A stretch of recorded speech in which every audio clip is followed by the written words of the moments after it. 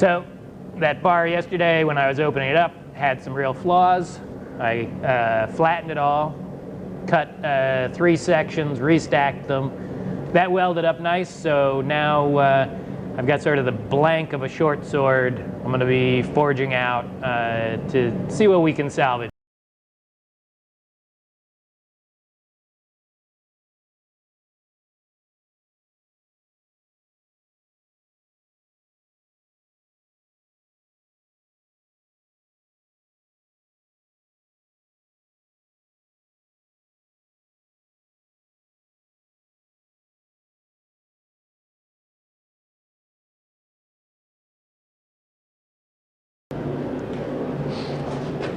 Here we are with some beveling dies.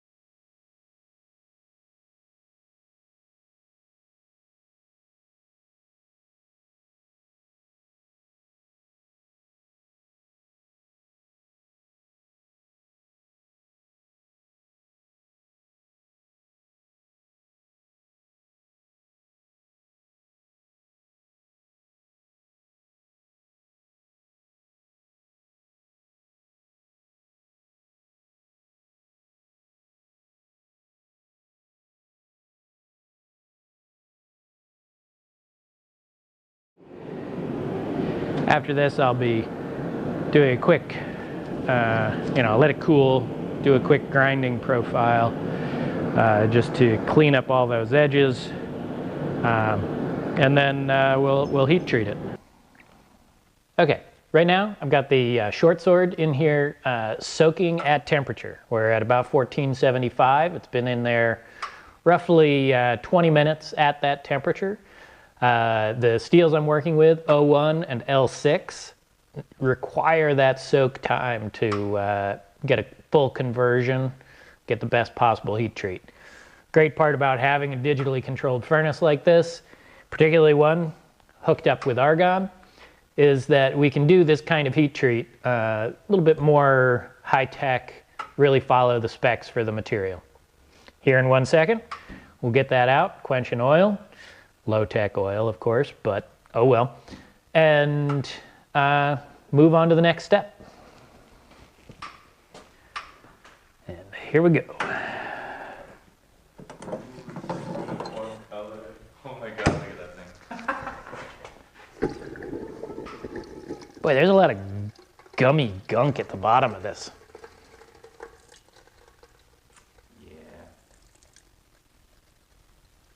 Years and years of scale and furnace cement and who knows what else flying off in there. Looks pretty straight. Yeah, it does.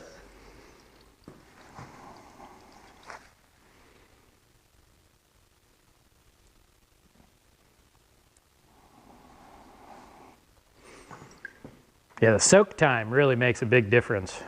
Yeah, that was good. How long was it in there? About 20 minutes. Okay, That looks good. ready for temper. So where we left off, I was heat treating the blade. And at this point, got it fully heat treated. Came through great, no major warps or anything like that that needed to get taken out. So I've done a little preliminary grind on it. Don't know how well that pattern shows up in the video, but I had to know, and the video camera was dead at the time, so couldn't get that initial grinding sequence. Either case, I still got some more meat to take off here, so we're gonna go after it first with a 36 grit and then work our way up. Off we go.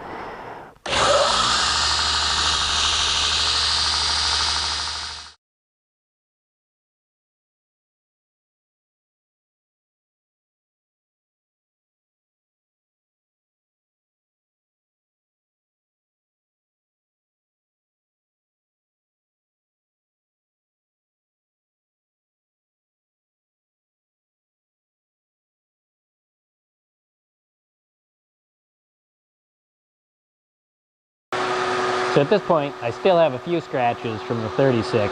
I went over lengthwise with the 120 on the flat platen.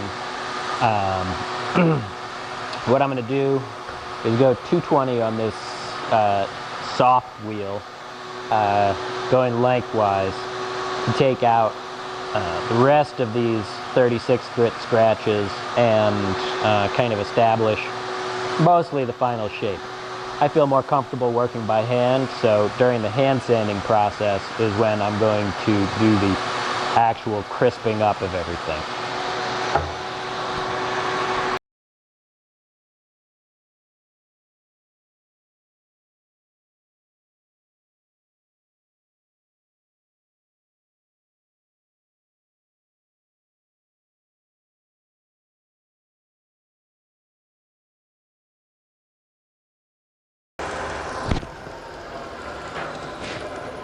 Now that I got it pretty clean at 220, let's go put a quick etch on it before we start hand sanding.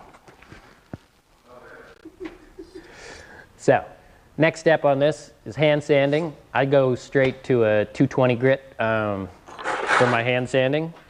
Got set up on my handy dandy sanding block. Really saves a lot of time and energy there. And just clamp it down and away we go.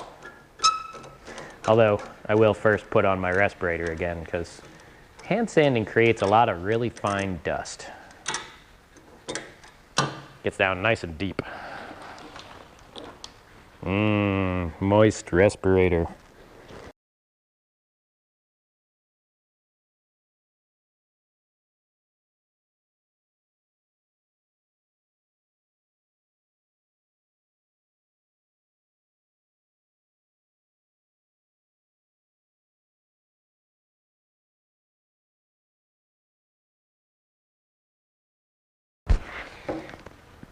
As you can see, the 220 grit goes pretty quickly, as long as you've got a pretty good finish already. No major dips and divots, stuff like that.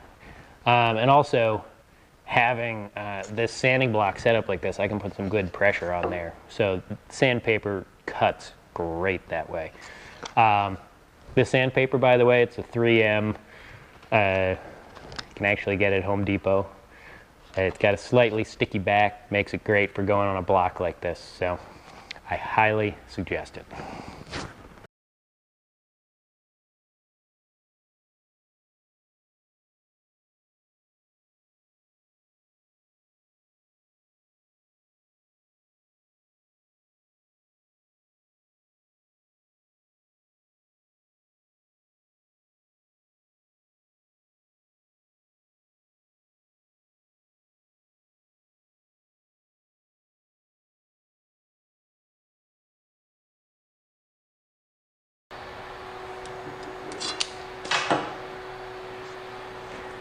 Okay, so after the 220 grit and quick etch, just trying to catch the right angle of light here on this, time to move up a grit.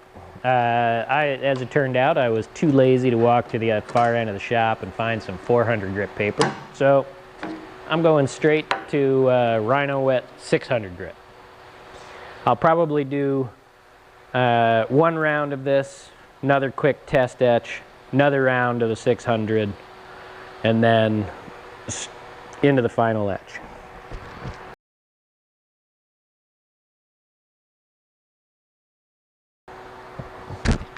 I find that doing a quick etch between grits is very helpful because it makes it easier for me to see if there are any major scratches still in the steel.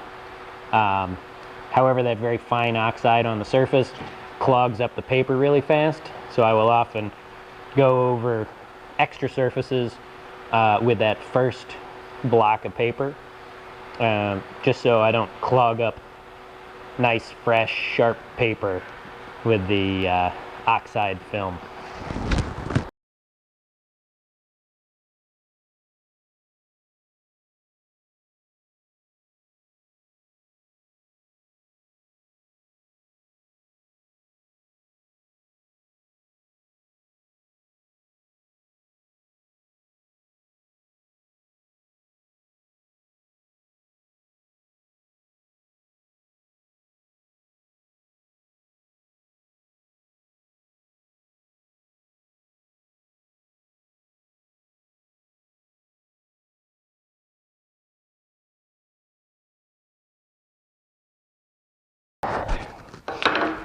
Okay, that does it for the first round of 600 grit. I'm gonna go quickly put my signature on this and do another test etch, then we'll do the second round of 600. Okay, marks are in, and just a little one right at the top on each side. One is the dragon's breath mark, the other one's my own. And one more round of 600 grit, and we're going in for the final etch.